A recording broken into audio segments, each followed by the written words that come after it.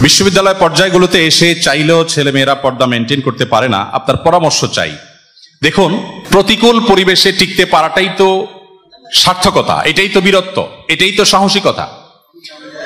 মুসলিম যুবক মুসলিম যুবতীর সার্থকতার জায়গাটাই এখানে যে তারা তাদের চরিত্রকে সংরক্ষণ করবে আল্লাহর নির্দেশ এবং মুহাম্মদ সাল্লাল্লাহু আলাইহি সাল্লামের আদর্শকে বাস্তবায়ন করতে গিয়ে।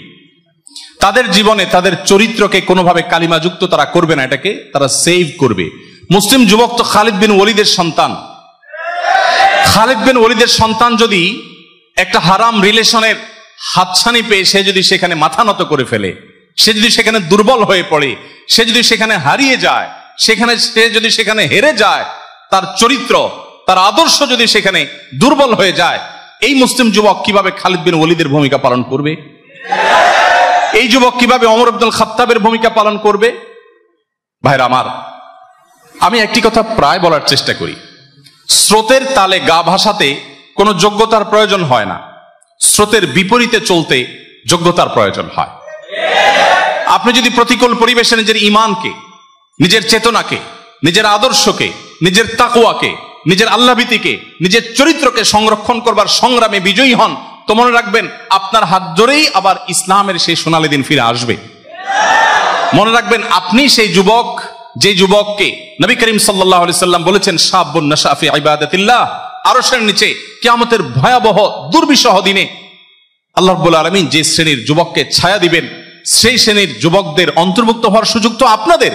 কারণ প্রতিকূল পরিবেশে প্রতি মুহূর্তে আপনার নিজের সঙ্গে নিজের সংগ্রাম করতে হয়, যুদ্ধ করতে হয়। এই যুদ্ধে জয়ী হওয়া নির্ভর করে আপনি মুসলিম হিসাবে জান্নাতি হবেন কি জাহান্নামী হবেন। এই যুদ্ধে জয়ী হওয়া নির্ভর করে আপনি কি মুসলমানদের সোনালী দিন ফিরিয়ে আনতে পারবেন কি পারবেন না।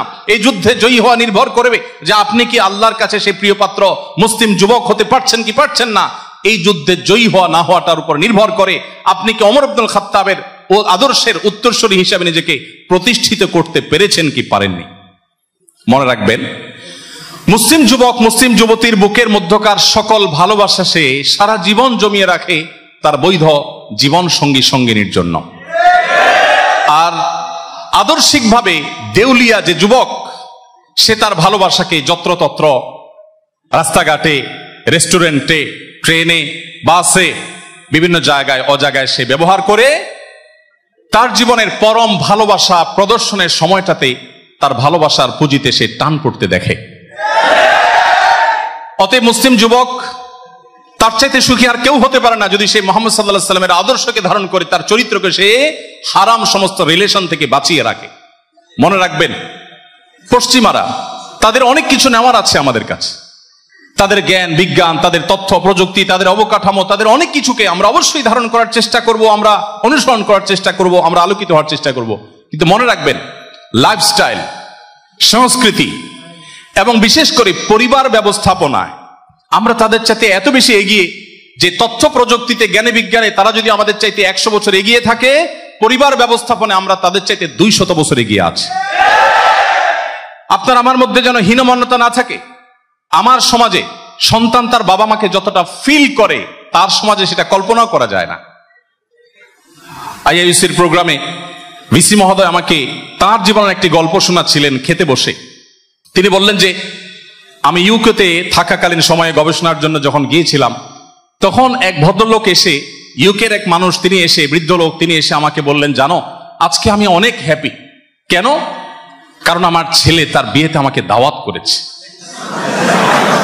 ছেলের বিয়ের দাওয়াত পেয়ে বাবা খুশি, যে ছেলে চাইলে আমাকে নাও বলতে পারতো, কিন্তু সে আমাকে দাওয়াত করেছে, অনার করেছে। আমরা মুসলমানরা সেই সমাজে বাস করি যে আমাদের বাবা মা ছাড়া আমাদের বিয়ের কথা আমরা কল্পনা করতে পারি না। আমাদের বিয়েতে পাত্র বা পাত্রী হিসাবে আমাদের গুরুত্ব সবচেয়ে বেশি হলেও সবচেয়ে সম্মানের জায়গাটা আমাদের মা বাবারা পেয়ে থাকেন। অতএব মুসলমানরা তাদের সে সমস্ত সস্তা সংস্কৃতি আমদানি করা, এটা কখনো মুসলমানকে সাজে না। আমি আবারও শ্রদ্ধার সাথে বলছি, তাদের কাছ থেকে নেওয়ার অনেক কিছু আছে, কিন্তু সংস্কৃতি নয়। আমার নিজস্ব সংস্কৃতি আছে। আপনারা বিশ্ববিদ্যালয় পড়ুয়া, আপনাদেরকে নির্ধারণ করতে হবে আগামীর বাংলাদেশ কেমন হবে, এবং সেটার জন্য আপনাদের চরিত্রকে হেফাজত করার সর্বান্তকরণ প্রচেষ্টা আপনাদের চালাতে হবে।